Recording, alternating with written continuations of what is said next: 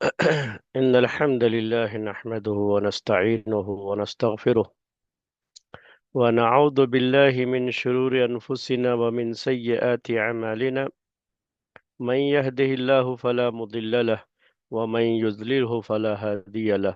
وأشهد أن لا إله إلا الله وحده لا شريك له، وأشهد أن محمدا عبده ورسوله. يا أيها الذين آمنوا اتقوا الله حق تقاته ولا تموتن إلا وأنتم مسلمون. يا أيها الناس اتقوا ربكم الذي خلقكم من نفس واحدة وخلق منها زوجها وبث منهما رجالا كثيرا ونساء. واتقوا الله الذي تساءلون به والأرحام، إن الله كان عليكم رقيبا. يا أيها الذين آمنوا اتقوا الله وقولوا قولا سديدا يصلح لكم أعمالكم ويغفر لكم ذنوبكم، ومن يطع الله ورسوله فقد فاز فوزا عظيما. أما بعد، فإن خير الحديث كتاب الله، وخير الهدي هدي محمد صلى الله عليه وسلم، وشر الأمور محدثاتها، وكل محدثة بدعة، وكل بدعة ضلالة، وكل ضلالة في النار۔ محترم بھائیوں اور معزز خواتین، اسلامی تاریخ سے متعلق جو درس آپ کے سامنے پیش کیا جا رہا ہے، کسی بھی قوم کی تاریخ پڑھنے کا جو مقصد ہوتا ہے وہ مقصد ہمارے سامنے رہنا چاہیے۔ یاد رکھیے کہ تاریخ کا مقصد یہ نہیں ہے کہ ہم کسی کی غلطی پکڑیں یا کسی کو برا بھلا کہیں، یہ مقصد نہیں ہوتا ہے اس کا، بلکہ مقصد اس کا یہ ہوتا ہے کہ اس کو انالائز کریں کہ آخر کیا غلطیاں ہوئی تھیں اس وقت، اور کن غلطیوں کی وجہ سے کیا کیا مسائل پیدا ہوئے، کیا کیا پریشانیاں ہوئیں، جس سے ہم کو ایک طرح کی سیکھ ملتی ہے، ہم کو ایک طرح کی جو ہے تعلیم ملتی ہے، ہم کو سیکھنا جو ہے نصیب ہوتا ہے کہ ہم اپنی زندگی میں اس طرح کی غلطیوں سے بچیں۔ اور اس طرح کی غلطیاں کبھی کبھی جو بہت معمولی نظر آتی ہیں لیکن بعد میں بڑے نقصان کا سبب بن جاتی ہیں، تو یہ سب چیزیں اصل سیکھنے کی ہوتی ہیں۔ ایک تو یہ علم ہے، تاریخ کا ایک علم اپنی جگہ پر بہت مسلم ہے، اور دنیا کی ساری قومیں اپنی تاریخ کو یاد رکھتی ہیں۔ جو اپنی تاریخ بھول جائے تو سمجھیے کہ وہ قوم برباد ہو جاتی ہے۔ تاریخ ہمیشہ یاد رکھنی چاہیے، اور تاریخ میں نے کہا کہ یاد رکھنے میں کا مقصد یہ نہیں ہوتا ہے، پڑھنے کا مقصد یہ نہیں ہوتا ہے کہ ہم کسی پر تنقید کر رہے ہیں یا کسی کی غلطی یا خواہ میں کسی کا کے عیب کو بیان کرنا مقصود ہو، ایسا ہوتا نہیں ہے، یہ چیز نہیں ہوتی، اور یہ مقصد ہونا بھی نہیں چاہیے۔ اگر کسی کی تاریخ پڑھنے کا مقصد یہ ہو تو پھر اس کو تاریخ پڑھنے کا کوئی فائدہ نہیں حاصل ہوگا۔ تو آج میں نے سوچا کہ پہلے آپ کے سامنے یہ چیز واضح کر دوں، کیونکہ آج میں کچھ باتیں پیش کرنے والا ہوں امین کے تعلق سے۔ امین کی خلافت کی بات چونکہ چل رہی ہے، اور امین کی خلافت ختم ہو چکی ہے، اب مامون رشید کی خلافت کی شروعات ہونے والی ہے۔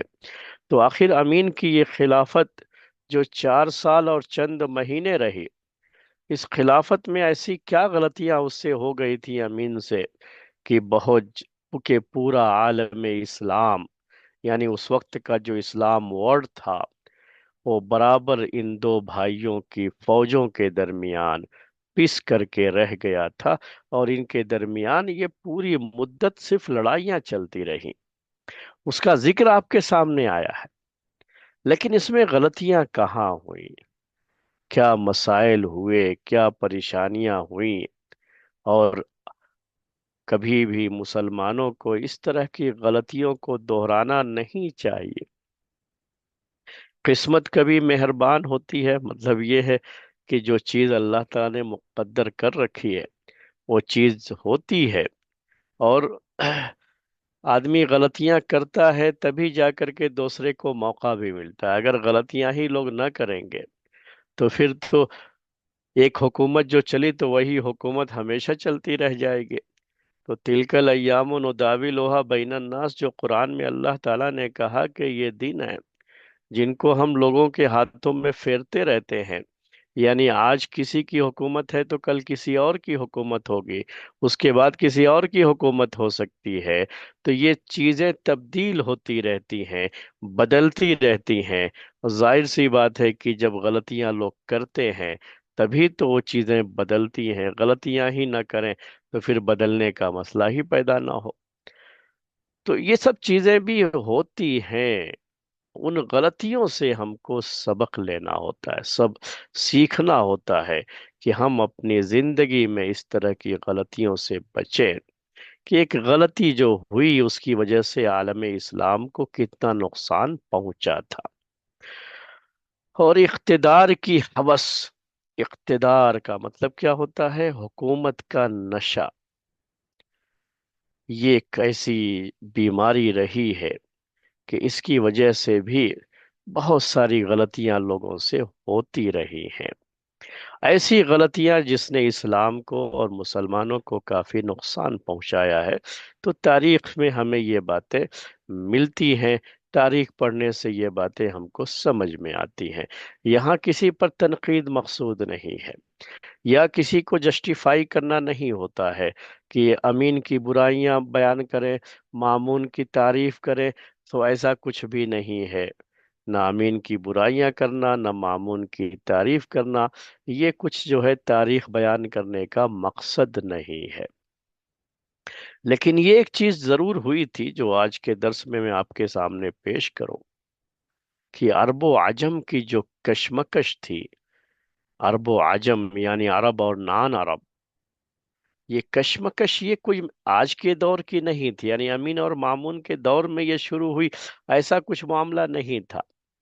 یہ چیزیں پہلے بھی تھیں، لیکن اس سے پہلے حکومتوں پر جو عرب لوگ تھے ان کا کنٹرول زیادہ تھا، ان کا تسلط زیادہ تھا، اور نان عرب کو اس میں بہت زیادہ اہمیت نہیں دی گئی تھی، یا بہت بڑے عہدوں پر انہیں فائز نہیں کیا گیا تھا، بڑے عہدے ان کو عطا نہیں کیے گئے تھے، ان کو نہیں دیے گئے تھے۔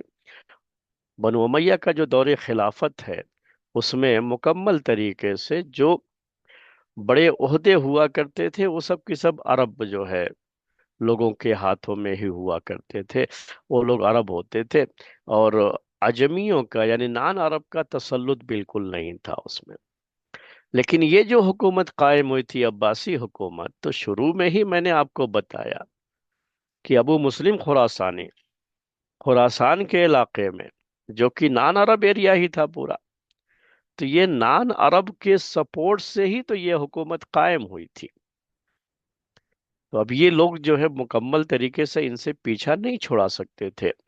ان کے دور خلافت میں، عباسی دور خلافت میں، چونکہ نان عرب کا بڑا حصہ تھا، ان کا بڑا جو ہے سپورٹ تھا اس پوری گورنمنٹ کو، یا کہیے کہ پوری سیاست اور پوری حکومت کو قائم کرنے میں، تو ان کو عہدے بھی چاہیے ہوتے تھے، لیکن بہت زیادہ ان کو اہمیت نہیں دی گئی۔ ان خلفاء کے دور میں، ہارون رشید کے دور میں، یا اس سے پہلے بھی تھوڑا، جو برمکی خاندان تھا یہ بھی نان عرب خاندان تھا، جن کو بہت زیادہ اہمیت دے دی گئی تھی ہارون رشید کے دور میں۔ لیکن ہارون رشید نے بھی اس فتنے کو، اور یہ ڈر اس کے اندر بھی آ گیا تھا کہ اس کے ذریعے سے نان عرب کا تسلط قائم ہو سکتا ہے، یعنی وہ لوگ غلبہ پا سکتے ہیں۔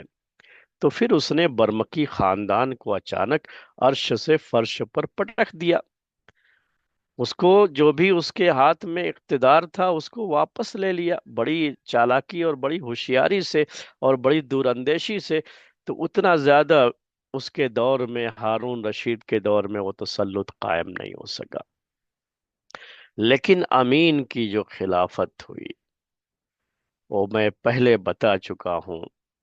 اصل آج تو ہم انالائز کر رہے ہیں، اس کا تجزیہ کر رہے ہیں کہ آخر غلطیاں کہاں ہوئی۔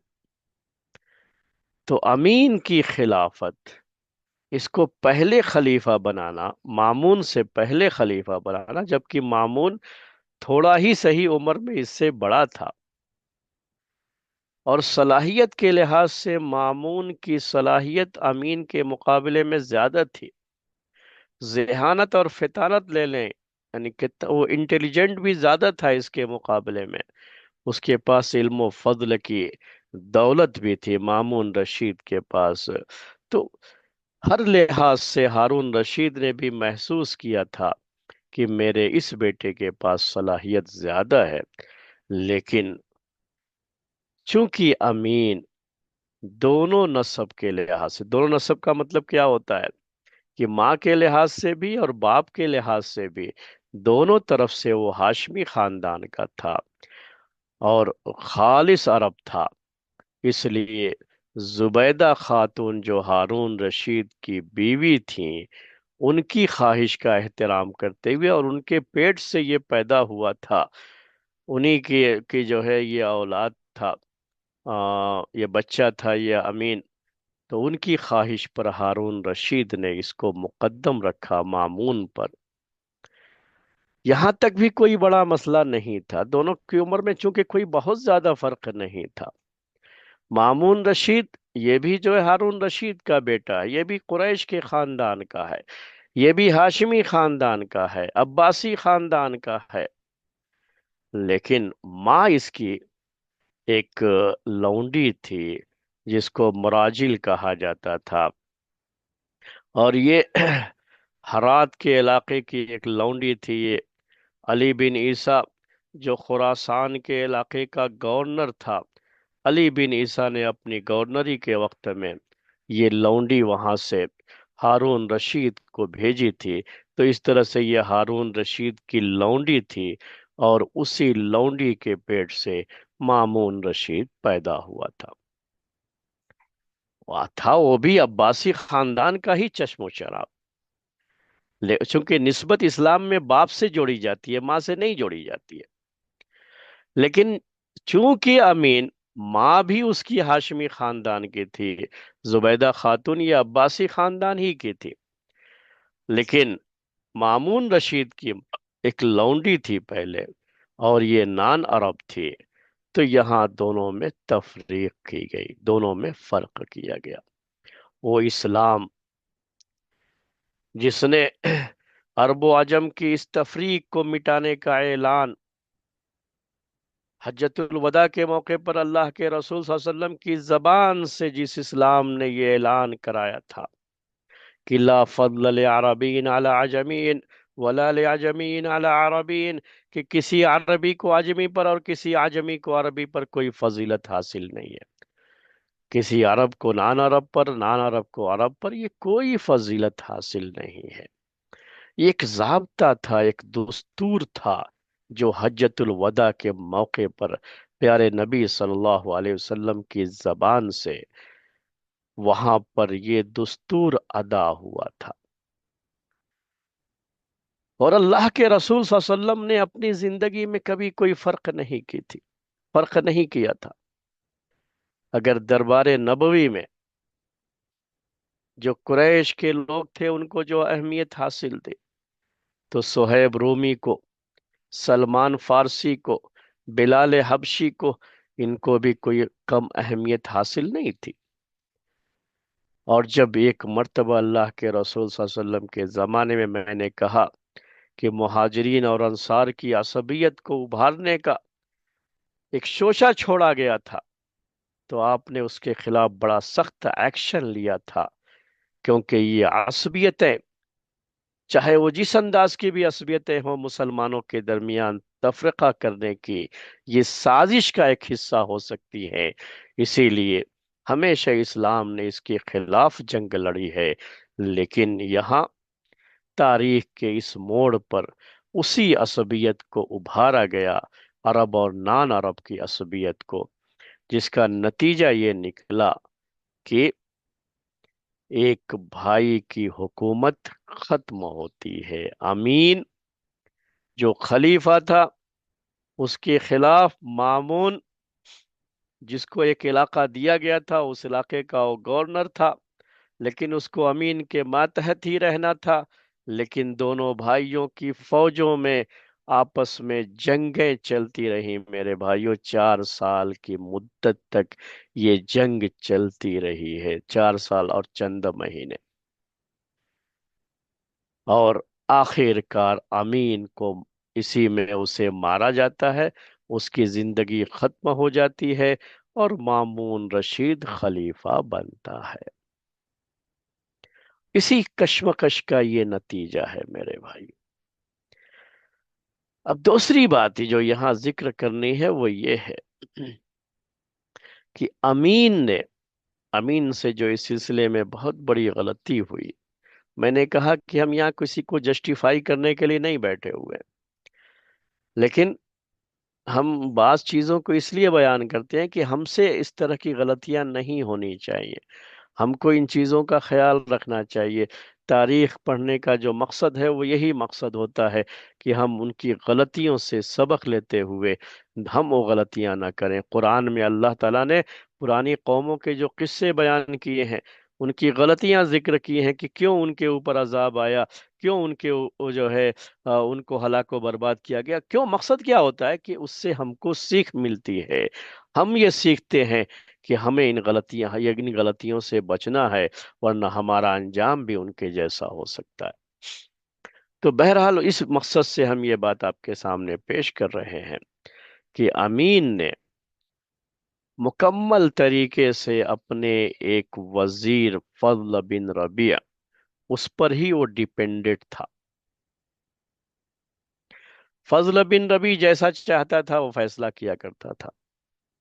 और फजल बिन रबिया जो कि अमीन का बहुत ही खास एडवाइजर था, कह लीजिए कि हुकूमत असल में वही चला रहा था, ये खालिस अरब था। इसके मुकाबले में मामून के साथ जो था, उसका नाम भी फजल ही है, वो फजल बिन सहल है। मैंने पहले बताया था आपको, ये फजल बिन सहल ये नान अरब था। और वो मुकम्मल तरीके से मामून को मशवरा देता था और मामून उसके मशवरे पर अमल करता था। लेकिन दोनों में फर्क ये हुआ कि ये फजल बिन रबिया ये उतना मुखलिस नहीं था अमीन के साथ, जैसे फजल बिन सहल मामून के साथ जितना मुखलिस था, उतना ये मुखलिस नहीं था। इसने अपनी जाती दुश्मनियों का की भड़ास निकालने के लिए भी बहुत से गलत काम और गलत मशवरे दिए अमीन को, और अमीन उस आंख बंद करके उसके मशवरे पर अमल करता गया।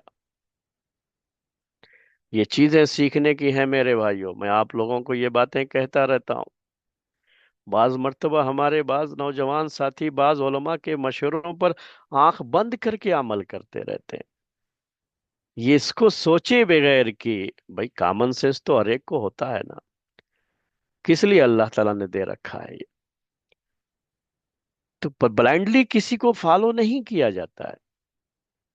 ये गलती अमीन से हुई थी कि उसने ब्लाइंडली फॉलो किया फजल बिन रबिया को, जो उसका मुशीर था। मुशीर का मतलब एडवाइजर। और वो जो कहता था बस वही करता रहता था। उसको बहुत ज्यादा तजर्बा भी नहीं था हुकूमत का, उम्र भी कोई बहुत ज्यादा नहीं थी। आप जानते हैं कि बहुत तजर्बेकार और मुअम्मर शख्स नहीं था, अमीन नौजवान था। इसी के हाथों का खिलौना बन गया, फजल बिन रबी के हाथों का खिलौना बन गया। और जो गलत मशवरे दिए उसने, जो जिनकी तफसीलात मैं आपके सामने पेश कर चुका हूं, आज तो सिर्फ एनालाइज कर रहे हैं, उसका तज्जिया कर रहे हैं। कि जब हारून रशीद ने मामून को खुरासान वगैरह का इलाका दे दिया था, और वहां पर वो उसकी हुकूमत भी रहेगी, और वो असल जो हुकूमत बगदाद की हुकूमत है जिस पर आमीन खलीफा होगा, इसके मातहत ही रहेगी, लेकिन एक जो है मातहती के साथ साथ वहां पर वो फैसले करने का भी हक रखेगा। इस तरह से तकसीम करके गया था हारून रशीद। लेकिन ये फजल बिन रबी ही था जो गलत मशवरे दे करके, जो हारून रशीद के जो फैसले थे उसके खिलाफ अमीन को करता गया। अमीन के छोटे से बेटे को मामून की जगह पर क्राउन प्रिंस बनाने का मशवरा भी फजल बिन रबी ने दिया। जब हारून रशीद ने अमीन के बाद मामून को खलीफा मुकर्रर कर रखा था, उसको वैसे ही रहने देना चाहिए था। अगर कोई बहुत जल्द बहुत ये भी होता तो थोड़ा बच्चा बड़ा हो जाता अमीन का, उसके बाद कोई इस तरह के फैसले करते तो शायद लोगों को उतना इतराज नहीं होता। लेकिन और मामून को भी शायद उतना मसला नहीं होता जितना इसने बहुत जल्दबाजी की। इसी फजल बिन रबी की वजह से बड़ी जल्दबाजी की। तो फजल बिन रबी के गलत मशवरे, ये उसका जो एडवाइजर था ये मुखलिस नहीं था उसके हक में। ये भी एक बड़ी जो है गलती हुई है। ये बताना चाह रहा हूं आपको कि आप कभी भी मशवरा जो कोई देता है आपको, तो ये कोई जरूरी नहीं है कि उसका मशवरा सही हो। आपको मशवरा किसी का भी लें आप, लेकिन लास्ट डिसीजन आपका अपना होना चाहिए। आपको खुद भी सोचना चाहिए। और सेकंड ऑप्शन जो होता है, इसको हमेशा रखना चाहिए। किसी एक आदमी से मशवरा किया तो बस उसी पर चले गए, वैसा नहीं। दूसरा भी ऑप्शन देखिए, तीसरा भी देखिए। और जो है सही तरीके से जब तक कोई चीज आपके सामने ना आ जाए, खुद भी आप जो है, अल्लाह ताला ने आपको अक्ल दी है, आप खुद भी उसका तज्जिया कीजिए कि जो मशवरा दिया जा रहा है, कहीं ऐसा तो नहीं कि मशवरा देने वाले की अपनी इसमें कोई मसलहत हो, उसका अपना कोई फायदा हो, अपने किसी मकसद को सामने रख करके वो ये बात कह रहा हो। तो हमारे जो है भाई लोग कभी कभी बाज उलमा की बातों में बहुत जल्दी आ जाते हैं असल में। और ये नहीं समझते कि शायद उनकी अपने कुछ चीजें होंगी, कुछ अपने मसाइल होंगे, जिसकी वजह से उनको ये जो है मशवरे दे रहे हैं या ऐसी बातें कह रहे हैं। मैं एक दो मिसालें आपके सामने पेश करता हूँ इसकी, कि कुछ ऐसी चीजें हुई हैं पहले, कि अब जो है बाज हमारे साथी ऐसे होते हैं कि किसी आलिम ने उनसे कहते हैं भाई फलां के दर्स में मत जाओ, मत सुनो। हो सकता है कि वो आलिम हसद की बुनियाद पर यह बात कह रहा हो। और फिर नुकसान किसका होगा इसमें? हसद की बुनियाद पर तो उसने कह दिया, और उसकी बात सुन करके आपने जो है दर्स छोड़ दिया। तो वो भाई जो लोग बराबर दर्स में शरीक रहे, उनको जो इल्म हासिल करने का मौका मिला, आपको तो वो नहीं मिला। आप इल्म की एक दौलत से महरूम कर दिए गए। किसकी वजह से? किसी आलिम के गलत मशवरे की वजह से। जो आलिम वो गलत मशवरा सिर्फ और सिर्फ, चाहे वो कुछ भी कहे, बात जबान से कुछ और कहेगा, वो ये तो नहीं कहेगा कि मुझे उनसे हसद है इसलिए जो है मैं ये बात कर, वो तो ये नहीं कहेगा ना, तो वो तो कुछ और ही बयान करेगा उसके ताल्लुक से। तो किसी की बात सुन करके इस तरह के फैसले ले लेना, ये बहुत बड़ी गलती होती है। जो अमीन ने गलती की थी, फजल बिन रबी के गलत मशवरों को उसने तस्लीम कर लिया, और जिसके नतीजे में जंग की यह आग भड़की थी। जंग की यह आग मामून ने नहीं भड़काई थी, ये असल में अमीन की तरफ से ही ये चीज हुई थी। और अमीन की फौज मामून की फौज की तरफ से उस हिम्मत के साथ नहीं लड़ सकी जो हिम्मत मामून की फौज ने दिखाई थी। क्योंकि मामून के साथ जो लोग थे वो किसी हद तक उसके मुखलिस थे और इखलास की बात करते थे। और यहाँ जो कुछ भी था बस सिर्फ इतना था कि हम अरब हैं, बस उसी का जो है उन्हें गर्रा था। और उसी को सामने रख करके वो एक तरह का घमंड कह लीजिए, गुरूर कह लीजिए, इस्लाम तो ऐसे गुरूर और घमंड को नहीं मानता है। तो ये एक जो है बड़ी गलती थी अमीन की। एक और जो है मसला जो हुआ इस दौरान, कि अमीन की तबीयत में थोड़ा लाउबालीपन था मामून के मुकाबले में। मामून की तबीयत में जो संजीदगी, जो यानी जो सेंसियर कह लीजिए, या जो है اس کی طبیعت میں جو سنجیدگی اور متانت تھی، امین کے اندر وہ بات نہیں تھی۔ قابلیت اور صلاحیت کی الگ بات ہے، لیکن یہ جو طبیعت کے اندر متانت اور سنجیدگی ہونی چاہیے، امین کے اندر وہ چیز نہیں تھی۔ شروع میں تو اس نے اس کو زیادہ اہمیت ہی نہیں دی، بس یہ سوچ لیا کہ میں تو خلیفہ ہوں بھائی، میں تو کچھ بھی کر سکتا ہوں۔ تو مامون کی کے خلاف جو بھی اس نے کاروائی کرنی چاہیے، اس میں مامون کی طرف سے جو مخالفت ہوگی، مخالفت کے نتیجے میں کیا پریشانیاں ہو سکتی ہیں، اس کا صحیح سے اندازہ نہیں لگا سکے، کیونکہ اس کی طبیعت میں وہ سنجیدگی نہیں تھی۔ تو یہ ایک جو ہے فرق تھا دونوں کی طبیعت کا، دونوں کے جو ہے مامون اور امین کے تعلق سے، تو اس کا بھی اثر ہوا اس میں۔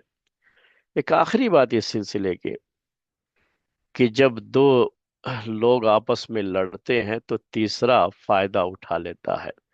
تاریخ ہمیشہ اس کو بتاتی ہے کہ جب دو گروپ آپس میں لڑتے ہیں تو تیسرا فائدہ اٹھا لیتا ہے۔ یہ یاد رکھیے۔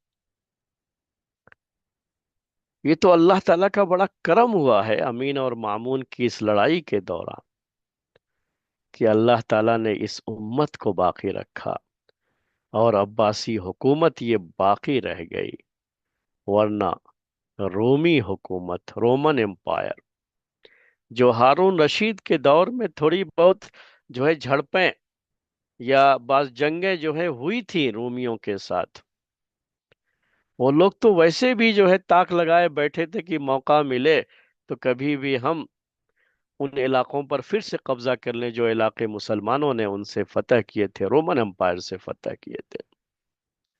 لیکن اللہ تعالیٰ کا کرم یہ ہوا، یہ بھی ایک تاریخ ہے، یاد رکھیے گا، اللہ تعالیٰ کا کرم یہ ہوا کہ جس وقت یہ دونوں بیٹے آپس میں لڑ رہے تھے، اس وقت رومن امپائر بھی یہ سیاسی بحران کا وہ بھی شکار تھے۔ سیاسی بحران اگر مشکل لفظ ہو تو انگلش میں اسے کہتے ہیں کہ پولیٹیکل کرائسس جو ہے، تو پولیٹیکل کرائسس کا دور رومیوں کے یہاں بھی تھا اس وقت۔ اور جب یہ پولیٹیکل کرائسس کا دور ہوتا ہے، یعنی سیاسی عدم استحکام، تو اس کی وجہ سے قومیں بڑی کمزور ہو جاتی ہیں۔ آج بھی وہ یاد رکھیے گا، جو ہمیشہ یہ کسی بھی ملک اور قوم کے تعلق سے ہم تاریخ پڑھتے پڑھاتے ہیں تو اس کا ہمیں اندازہ ہے کہ تین چیزیں ہوتی ہیں میرے بھائیوں اور میری بہنوں، جن سے حکومتیں چلتی ہیں اور حکومتیں مستحکم ہوتی ہیں۔ تین چیزوں کا مستحکم ہونا بہت ضروری ہوتا ہے۔ اس میں سے ایک چیز یہی ہے، اس کو سیاسی استحکام کہتے ہیں، یعنی پولیٹیکل طور پر جو ہے وہ بہت مستحکم اور مضبوط ہونا چاہیے سیاسی طور پر، اور اس میں اٹھا پٹک نہیں ہونی چاہیے۔ اب یہ سیاسی طور پر مستحکم نہیں تھی حکومت، عباسی حکومت بھی، کہ دونوں بھائی آپس میں لڑ رہے تھے۔ جب خود ایک ملک کے اندر اندرونی طور پر لڑائیاں شروع ہو جائیں، جسے آج کی زبان میں سول وار کہا جاتا ہے، اگر سول وار ہو تو باہر کے دشمن کو تو موقع ملے گا اس سے فائدہ اٹھانے کا۔ تو اس کو کہتے ہیں سیاسی عدم استحکام، اس سے بھی حکومتیں ختم ہو جاتی ہے۔ دوسرا ہوتا ہے، بہت ضروری ہوتا ہے کہ یہ چیز مستحکم رہے حکومت میں، اس کو معاشی استحکام کہتے ہیں۔ معاشی استحکام کا مطلب کیا؟ اکنامک، معاشی مطلب اکنامک، اکنامک بھی بہت مضبوط ہونی چاہیے۔ جن ملکوں کو جو ہے فائنانشیل کرائسس کا سامنا کرنا پڑتا ہے، تو وہ ملک بھی بہت جلدی تباہ ہو جاتے ہیں۔ فائنانشیل کرائسس بھی یہ بہت بڑا سبب بنتا ہے کسی ملک کو ٹوٹنے کا۔ اور تیسری چیز کیا ہوتی ہے؟ وہ فوجی استحکام ہوتا ہے، یعنی جو ملک کی فوج ہے، فوج بڑی مستحکم ہونی چاہیے، اور نظام فوج کا بڑا مستحکم ہونا چاہیے۔ یہ تین چیزیں بڑی اہم ہوتی ہیں۔ اب یہاں عباسی حکومت میں بھی میں نے ابھی آپ سے ذکر کیا کہ پولیٹیکل کرائسس ان کے یہاں بھی تھے، دو بھائی آپس میں لڑتے رہے اور پوری اسلامی فوج انہی دو بھائیوں کے درمیان تقسیم ہو کر کے آپس میں لڑتے رہے، آپس میں ایک دوسرے کا خون بہاتے رہے۔ لیکن یہی پولیٹیکل کرائسس روم کے اندر بھی سیم اسی وقت، آن دا سیم ٹائم جسے کہا جاتا، یعنی ٹھیک اسی وقت جو ہے ان کے یہاں بھی یہ چیز تھی، جس کی وجہ سے وہ لوگ اس وقت حملہ نہیں کر سکے، اور اللہ تعالیٰ نے اس حکومت کو، عباسی حکومت کو باقی رکھا، اور یہ اسلامی حکومت باقی رہی۔ یہ الگ بات ہے کہ یہ آپس میں لڑتے رہے، تو یہ اللہ تعالیٰ کا بڑا کرم ہوا تھا اس وقت۔ تو اس طرح کے حالات ہوئے، اور آخر کار امین کی حکومت ختم ہو گئی، اور مامون کی حکومت 198 ہجری سے مامون کی حکومت یہ شروع ہو جاتی ہے۔ تو اب مامون کی حکومت کے بارے میں جو تاریخ ہے وہ تاریخ آپ کے سامنے پیش کریں گے۔ تھوڑی سی بات آج کے درس میں مامون کے حوالے سے پیش کرتا ہوں۔ مامون کے تعلق سے پہلے بات آپ کے سامنے آئی تھی، ہارون رشید کے دور خلافت کا جب بیان چل رہا تھا کہ 170 ہجری میں مامون کی پیدائش ہوئی تھی، 170 ہجری، جس رات اس کی پیدائش ہوئی اسی رات ہادی، یہ خلیفہ، چوتھا خلیفہ عباسی خلافت کا، اس کی وفات ہوئی، اور اس رات ہارون رشید خلیفہ بنا، اور ایک نیا خلیفہ مامون رشید جو بعد میں خلیفہ بنتا ہے اس کی پیدائش ہوتی ہے 170 ہجری میں۔ میں نے ابھی ذکر کیا کہ اس کی ماں تو مجوسی تھی اصلاً، یعنی کہہ لیجئے کہ نان عرب تھی دوسرے الفاظ میں، اور پیدا ہوتے ہی مامون رشید کے ابھی نفاس کا دور چل رہا تھا، یعنی بچہ پیدا ہونے کے بعد جو خون عورتوں کو آتا رہتا ہے اسی کو نفاس کہتے ہیں، تو اسی میں اس کا انتقال ہو گیا تھا۔ تو یہ مامون اس عورت کی گود میں پلا بڑا نہیں تھا، اس کی پرورش نہیں کیا تھا اس نے، اس کی پرورش تو خالص جو ہے عربی نسل کے لوگوں نے ہی کی تھی، لیکن یہ عجمی ماں کے پیٹ سے پیدا ہوا تھا مامون رشید۔ مامون رشید، اللہ تبارک و تعالی نے اس کو بڑی ذہانت دی تھی، اس کا حافظہ، میموری پاور بہت زیادہ تھا اس زمانے میں، ویسے بھی لوگوں کا میموری پاور بہت زیادہ ہوا کرتا تھا، امام بخاری وغیرہ جو ہے سب اسی دور کے نہ ہیں، امام بخاری کی بھی پیدائش ہو چکی ہے، یہ اب 198 ہجری کی بات چل رہی ہے نا ہماری، اس کی خلافت مامون رشید کی شروع ہوتی ہے 198 ہجری، 194 ہجری میں امام بخاری کی پیدائش ہوئی ہے۔ تو اس زمانے کے لوگ ویسے بھی ان کا قوت حافظہ جو ہے بڑا مضبوط ہوا کرتا تھا، ان کا حافظہ بڑا قوی ہوا کرتا تھا، تو ان کی قوت حافظہ کی تو مثالیں اس زمانے میں پیش کی جاتی رہی ہیں۔ تو مامون بھی ان میں سے ایک تھا کہ کوئی چیز ایک مرتبہ سن لے تو اسے یاد ہو جاتی تھی چیز، ایک مرتبہ پڑھ لے تو وہ چیز اس کو یاد ہو جاتی تھی، اور بلا کا ذہین تھا، یعنی انٹیلیجنٹ تھا یہ۔ ایک ہوتا ہے نا کہ ایک ہوتا ہے سمجھنے کی صلاحیت، اور ایک ہوتا ہے یاد کرنے کی صلاحیت، یعنی ایک میموری پاور ہے، اور ایک جو ہے انڈرسٹینڈنگ ہوتی ہے انسان کی، تو اس کے اندر دونوں قوت اللہ تبارک و تعالیٰ نے دے رکھی تھی، اور بڑی عظیم شخصیت تھی یہ اس لحاظ سے۔ میں ایک دو واقعات سناتا ہوں اس کے تعلق سے۔ جب بالکل چھوٹا تھا، یہ 5 سال کی عمر اس کی تھی، تبھی سے اس کے باپ ہارون رشید نے اس کی استاد مقرر کر رکھے تھے سکھانے کے لیے، اور چونکہ یہ لوگ تو برال رائل فیملیز ہیں، تو رائل فیملیز میں لوگوں کو ہائر کر لیا جاتا تھا، یعنی استاد کو ہائر کیا جاتا تھا کہ آ کر کے گھر میں شہزادے کو پڑھا کر کے جائیں، تو یہ شہزادے پڑھتے تھے، اور جو بڑے سے بڑا فن کا ماہر ہوتا تھا، جو اس زمانے کے ایکسپرٹ ہوا کرتے تھے مختلف اسکل کے اندر، ان کو ہی طلب کیا جاتا تھا۔ तो अरबी जबान की महारत के लिहाज से और कुरान की किरात के लिहाज से, कुरान पढ़ने में, एक बड़ा मशहूर नाम था, इमाम कसाई कहते हैं उनको। ये कुरान की जो किरातें हैं ना, उन एक किरात उनकी भी होती है उसमें से, वो इमाम कसाई की किरात कहलाती है।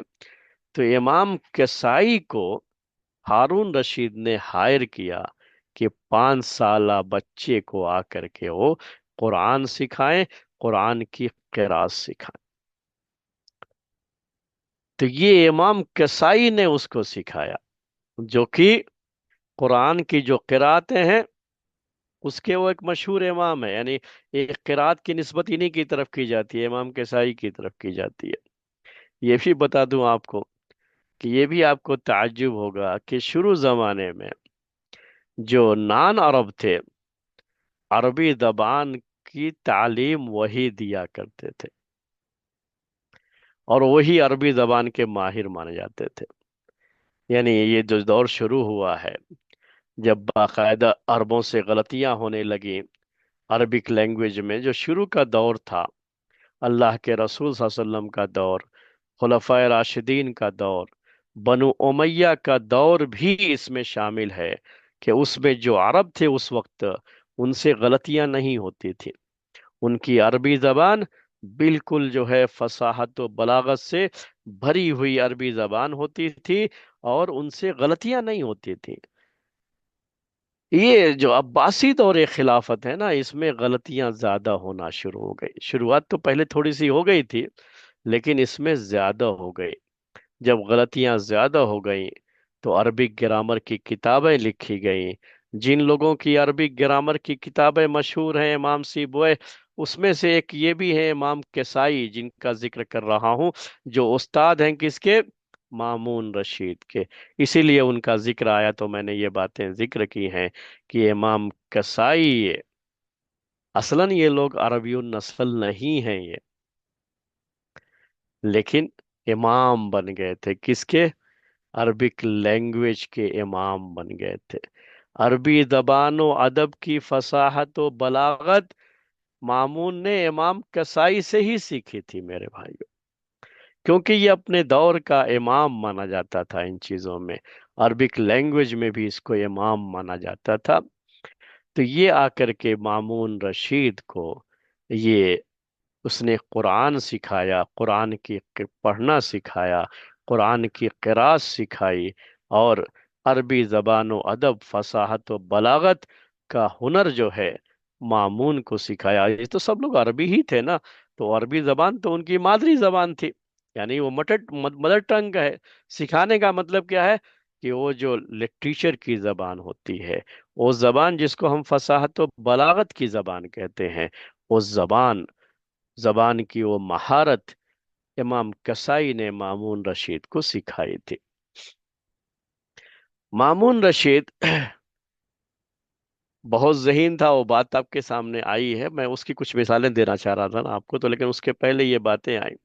बहुत जल्दी इसने सीख लिया था इमाम कसाई से ये सब चीजें। एक दूसरा शख्स था, उसको अल्लामा यजीदी कहा जाता है। ये अल्लामा यजीदी, ये भी मामून रशीद की तरबियत पर इसको भी मामूर किया गया था, यानी इसको मुतय्यन किया गया था। जो हारून रशीद ने इसको भी हायर कर रखा था मामून की तरबियत के लिए। ये बड़ा सख्त मिजाज आदमी था, और बड़ी सख्ती से पेश आता था। तो एक वाकया लोगों ने अपनी किताबों में ये जिक्र किया, तारीख की किताबों में ये वाकया जिक्र है, कि एक दिन ये आए अल्लामा यजीदी, तो मामून अभी मौजूद नहीं था, अभी नहीं आया था। तो गुस्से वाले आदमी थे, मैंने कहा बड़े सख्त मिजाज थे, तो बड़ा गुस्सा किया। नौकरों से पूछा कहाँ है। उन्होंने कहा साहब वो तो आपके सामने ही भीगी बिल्ली बना रहता है, ये मामून, यानी वो बच्चा ही था अभी, लेकिन बड़े अदब से रहता था इनके साथ। लेकिन आप जब चले जाते हैं ना, तो हम पर तो बड़ा जुल्म करता है, यानी हमारे साथ तो बहुत अच्छी तरह से पेश पेश नहीं आता है। बच्चा था बहरहाल, बच्चों में इस तरह की नादानियां हो जाती हैं। वो भी रॉयल फैमिली का शहजादा है, तो शहजादों का अंदाज तो अपने गुलामों के साथ आप जानते ही हैं। تو उन्होंने कहा अच्छा ये बात है। मामून आया तो उन्होंने उस वक्त बैद की छड़ियां हुआ करती थी, और उस्ताद का तसव्वुर जो था वो छड़ी के साथ हुआ करता था, यानी उसके हाथ में स्टिक होना चाहिए, छड़ी का मतलब स्टिक। उससे सात जो है स्टिक जो है, सात मर्तबा उसको मार लगाई, मामून को, शहजादे को। नन्ना सा फूल जो कि रॉयल फैमिली का है, जिसको हाथ लगाना भी शायद गुनाह से जाना जाता हो, ऐसे वक्त में एक उस्ताद ने अपने शागिर्द को सात छड़ी जो है रसीद कर दी। अब सोचिए उस उस्ताद का जिगर कैसा रहा होगा। बड़ी अजीब बात लगेगी आपको ये, लेकिन है ये चीज। कितने जिगर गुर्दे का काम रहा होगा ये कि उसने जर्ब लगाई, उसको मार लगाई। मामून को, जो हारून का बेटा है, क्राउन प्रिंस है, इसके बावजूद भी मार लगाई। तरबियत के लिए जरूरी होती हैं चीजें ये कभी कभी। उसके बाद जो है जाफर बरमकी आ गया। जाफर बरमकी, बरमकी खानदान का ये जाफर, जिसका जिक्र पहले हारून रशीद के दौरे खिलाफत के ताल्लुक से आ चुका है आपके सामने, ये जाफर बरमकी भी हारून रशीद ने मामून की तरबियत के लिए इसको भी मुतय्यन कर रखा था। ये आ गया। अब ये तो चूंकि हुकूमत का बहुत बड़ा चमचा था जाफर बरमकी, और हारून रशीद का बड़ा करीबी था। अब वो अगर उसको पता चल जाता कि मामून की पिटाई हो गई है, और जा करके कहीं हारून रशीद से शिकायत कर दे, तो अल्लामा यजीदी के तो हाथों के तोते उड़े हुए थे। उसके होश तो ठिकाने, मारने को तो आदमी गुस्से में चलो मार दिया हो, लेकिन बाद में मेरे खिलाफ कार्रवाई हो सकती है, उसका एहसास तो रहा होगा कहीं ना कहीं। लेकिन मामून ये बड़े आराम सुकून के साथ बैठ करके पढ़ने लगा। जाफर बरमकी आया, उसको कुछ भी एहसास नहीं हुआ कि शायद यहाँ पहले, मेरे आने से पहले, कोई तूफान आकर के गुजर चुका है। उसके तूफान के आकर गुजरने का एहसास नहीं हुआ, वापस चला गया। तब जो है अल्लामा यजीदी ने पूछा उससे, मामून रशीद से, कि बेटे तुमने शिकायत नहीं की मेरी कि मैंने तुमको मारा है? कहा कि मैं उनसे क्या, मैं तो अपने बाप से भी आपकी शिकायत नहीं करूंगा। आप जो कुछ भी कर रहे हैं मेरे भले के लिए कर रहे हैं ना, मेरी अच्छाई के लिए कर रहे हैं। ऐसा तो नहीं है कि जो है आपके इस काम में मेरी जो, यानी मेरी भलाई, मेरी खैरखाही ना हो। ऐसा तो नहीं है, आप मेरे भले के लिए कर रहे हैं। तो ये एक बड़ी अजीम बात है मेरे भाइयों। जिस दिन बच्चों को ये एहसास हो जाए कि उनके माँ बाप या उनके उस्ताद अगर उनके साथ कोई सख्ती कर रहे हैं, तो उस सख्ती के पीछे उनकी अपनी खैर खाही छुपी हुई है, वो उनके साथ भलाई चाहते हैं, उनके साथ अच्छी तरबियत के नतीजे के लिए वो ये काम कर रहे हैं, तो वो दिन उस बच्चे के लिए बड़ा अजीम दिन बन जाता है। और इस तरह के बच्चे जब तरबियत पाते हैं, और इस अंदाज की तरबियत होती है, तो बड़े होकर के यही बच्चे बड़े बड़े कारनामे अंजाम देते हैं मेरे भाइयों। तो मामून रशीद ने उस वक्त अपनी बड़ी जहानत और चालाकी का सबूत दिया। अक्सर तो ऐसे मौकों पर यह हो जाता है कि दूसरे लोग भी नमक मिर्च लगा करके उस्ताद के खिलाफ शिकायतें करते हैं। जो आदमी असल खैरखा होता है, जो वाकई तरबियत करना चाहता है और अच्छी नीयत से वो कर रहा है, उसके खिलाफ ही उठ खड़े हुए। उसके खिलाफ उठ खड़े हो गए तो क्या होगा मालूम है? बच्चा खुदसर बनेगा, बच्चे की तरबियत सही नहीं होगी। लेकिन मामून रशीद ने अपनी चालाकी से ये मौका नहीं दिया उसने। बहरहाल, तो ये उसकी कुछ बात थी। मामून रशीद के ताल्लुक से दो तीन बातें और पेश कर दूं। जब ये इमाम किसाई का शागिर्द था, तो इमाम किसाई की आदत ये थी कि जब इमाम किसाई पढ़ाते थे, तो उस्ताद के ताल्लुक से भी कुछ बातें आपके सामने यहाँ आ जाएंगी इस तरह से। तो इमाम कसाई का अंदाज ये था कि पढ़ाते हुए अगर बच्चा गलती कर जाता है तो वो अपने सर को झुकाए रहते थे, ऐसे सुन रहे हैं। सुनने का अंदाज यही होता था, वो पढ़ रहा है बच्चा और वो सुनते रहते थे सर झुका करके। लेकिन अगर बच्चा गलती कर जाता था तो बस ऐसे ही सर उठा करके देखते थे उसके साथ, उसकी तरफ। और उसके देखने का अंदाज ऐसा होता था कि बच्चे को ये अंदाजा हो जाता था कि मैंने गलती कर दी है। अब वो उसको सही करने, खुद से सही कर लेता था। ये पढ़ाने का ये अंदाज, इसमें भी हमारे लिए बड़ी नसीहत है, मैं वो थोड़ा जिक्र करना चाहता हूँ आपके सामने। हमेशा याद रखिए, आप में से अगर कोई इस फील्ड के हैं तो उनके लिए ये चीज़ बड़ी मुफीद होगी, जो फील्ड के लिए न के नहीं होंगे उनके लिए भी बहरहाल उनके अपने बच्चों की तरबियत के लिए ये चीज़ बड़ी मुफीद होगी। याद रखिए कि आप जिनको पढ़ाते हैं, सिर्फ आपकी आंख के इशारे से ही उनको अंदाजा हो जाना चाहिए कि आप क्या चाहते हैं। मारना वगैरह तो खैर दूर की बात है, वो तो कभी कोई किसी वजह से हो गया तो अलग मसला है।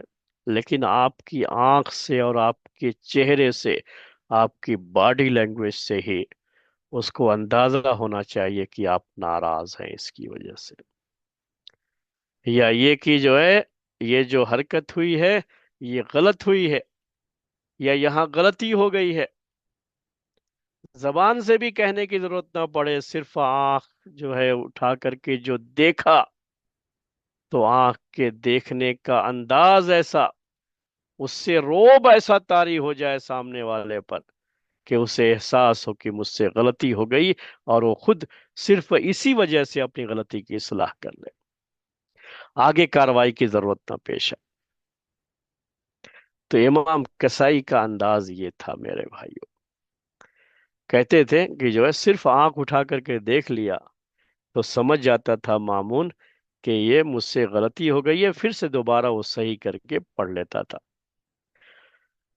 उसने कहा, मामून रशीद ने बयान करते हुए, कि एक दिन ऐसा हुआ कि मैंने ये आयत पढ़ी, या अय्युहल्लज़ीना आमनू लिमा तक़ूलून मा ला तफ़अलून, जिसका उर्दू में माना ये होता है कि आए वो लोगों जो ईमान लाए, तुम वो बातें क्यों कहते हो जो तुम करते नहीं हो।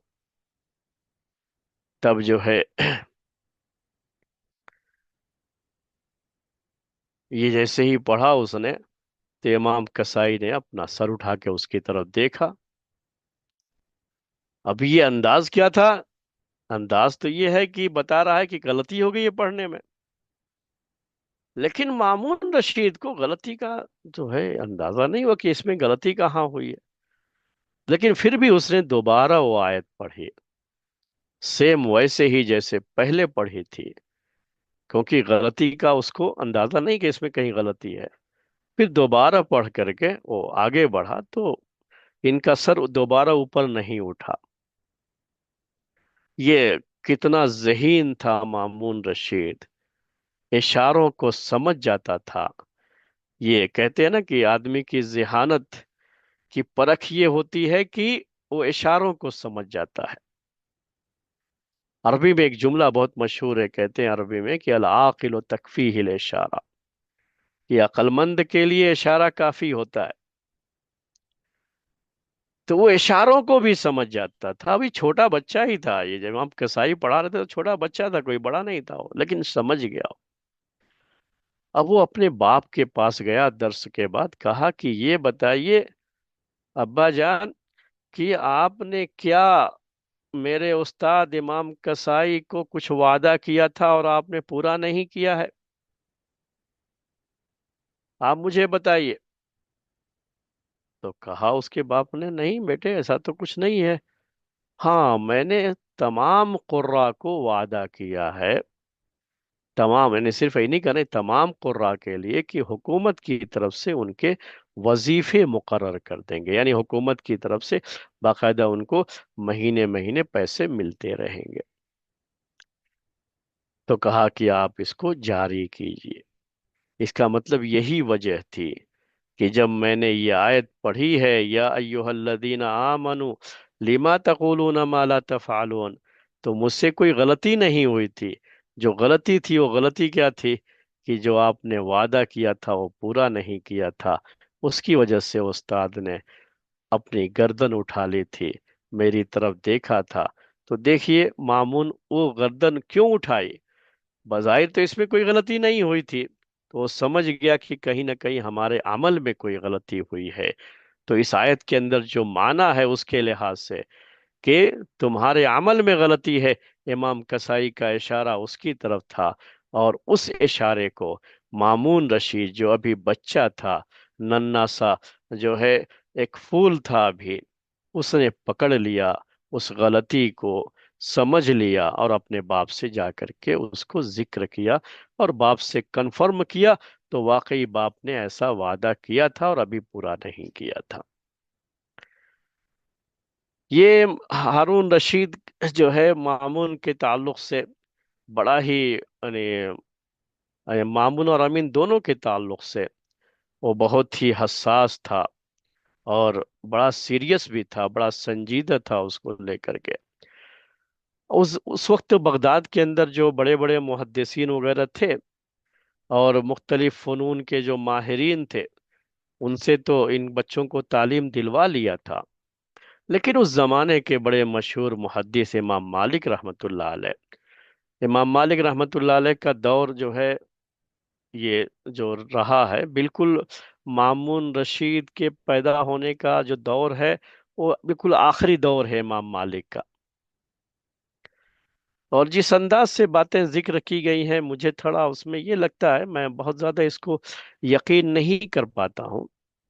लेकिन बहरहाल मैं बात आपके सामने वो पेश कर रहा हूँ जो तारीख की किताबों में है, कि इमाम मालिक को भी हायर करने की कोशिश किया हारून रशीद ने, और उनसे कहा कि आप आकर के यहाँ बगदाद में हमारे महल में हमारे इन शहजादों को अपनी किताब मुअत्ता पढ़ा दीजिए। सत 170 में इसकी पैदाइश है मामून की, और उसी साल जो है अमीन की भी पैदाइश है। और 179 में इमाम मालिक का इंतकाल हो गया। तो यूं समझ लीजिए कि इमाम मालिक के इंतकाल के वक्त अमीन और मामून की उम्र 9 साल ही रही है। तो अब ये जो हुक्म हुआ होगा तो इससे पहले ना हुआ होगा, यानी अभी मुश्किल से 7-8 साल या 6-7 साल इनकी उम्र रही हो, और इनको पढ़ाने के लिए इमाम मालिक को हायर किया जाना। बहरहाल तारीख की किताबों में ये बात लिखी हुई है। मुअत्ता पढ़ाने की बात जो है, तो इमाम मालिक रहमतुल्लाह अलैह ने इनकार कर दिया। मुहद्दिसीन का तरीका यही रहा है कि जब कभी भी किसी अमीर या किसी खलीफा ने अपने बच्चों की तालीम के लिए उनको अपने घर पे हायर करना चाहा, तो उन्होंने सिरे से इनकार कर दिया। इमाम मालिक के बारे में भी ये चीज़ मशहूर है, इमाम बुखारी के बारे में भी, इमाम अबू दाऊद के बारे में भी, मुख्तलिफ जो है मुहद्दिसीन के ताल्लुक से उनकी सीरत में हम ये बातें पढ़ते हैं कि उन्होंने इल्म को जलील होने नहीं दिया। कहा कि ये इल्म जो हमारे पास है, ये भी आपके ही खानदान की विरासत है, हम इसको जलील करना नहीं चाहते। उसके बाद हारून रशीद ने यह फैसला किया कि मामून रशीद और अमीन को लेकर के मदीना जाए, और वहां जाकर के ये दोनों इमाम मालिक से मुअत्ता पढ़ें। और तारीख में ये बात लिखी गई है कि ये दोनों ने इमाम मालिक से मुअत्ता भी पढ़ी थी, उस जमाने के जो मशहूर मुहद्दिस थे। बहरहाल अगर ये वाक़या सही है कि इन्होंने पढ़ा है, इमाम सुयूती ने तो बाकायदा उस नुस्खे की निशानदेही भी की है कि मिस्र के कुतुब खाने में, मिस्र के जो है लाइब्रेरी में वो नुस्खा भी, यानी वो जो हाथ से लिखा हुआ नुस्खा हुआ करता था, या हाथ से लिखी हुई जो कॉपी हुआ करती थी, कहा कि एक ज़माने तक मिस्र की लाइब्रेरी में वो जो है कॉपी मौजूद थी, जो मामून रशीद ने जिस जो है कॉपी में, जिस नुस्खे में इमाम मालिक के पास मुअत्ता पढ़ी थी।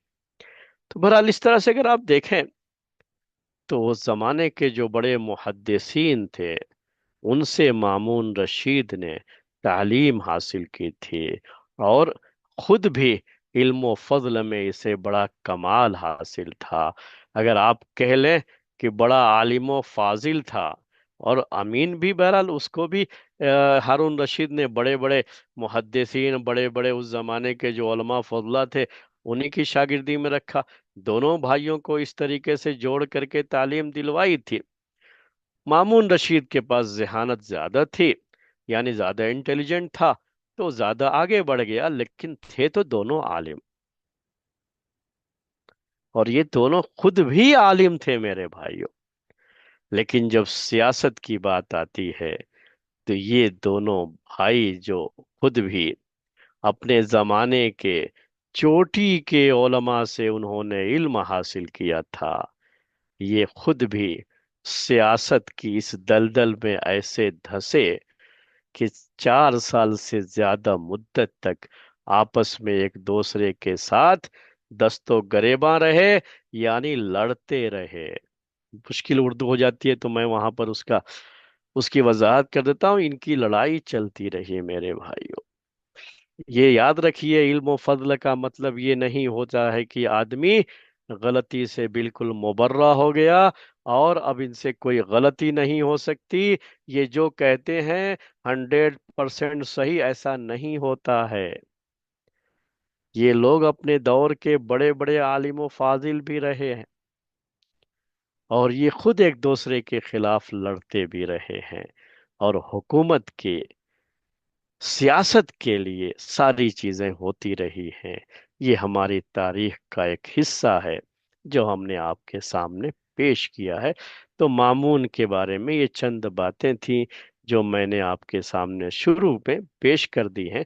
अभी उसकी खिलाफत का जो है जमाना, अब खिलाफत की शुरुआत होगी। शुरू में मैंने आपको ये बताना चाहा है कि मामून रशीद इल्म फضल में देखा जाए, जो ज़हानत अल्लाह ने उसको दे रखी थी, जो कुव्वत हाफिजा दे रखा था, उसके लिहाज से मामून के लिए मुनासिब ये था कि इसको इसी लाइन में लगा दिया जाता।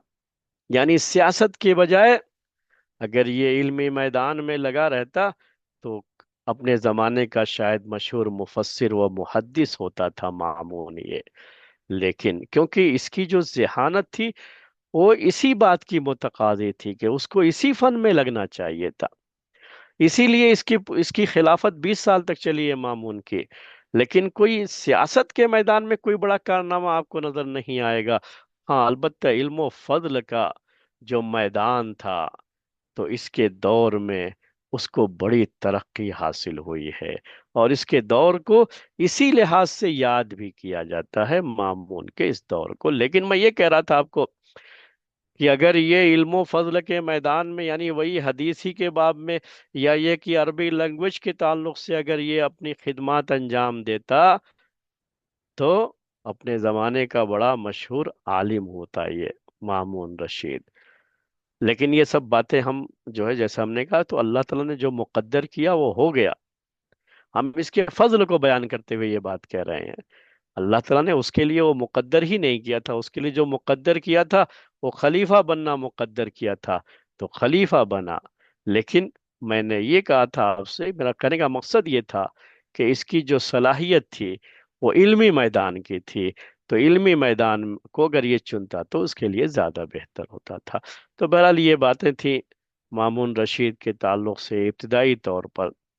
अब इसके बाद इंशाअल्लाह उसकी खिलाफत के दौर में क्या क्या चीज़ें हुई, क्या मसाइल हुए, उसकी बातें इंशाअल्लाह आइंदा दर्स में आपके सामने आती रहेंगी। आज का दर्स इसी पर ख़त्म करते हैं। तारीख के इस दर्स का वक्त मुकम्मल हो गया।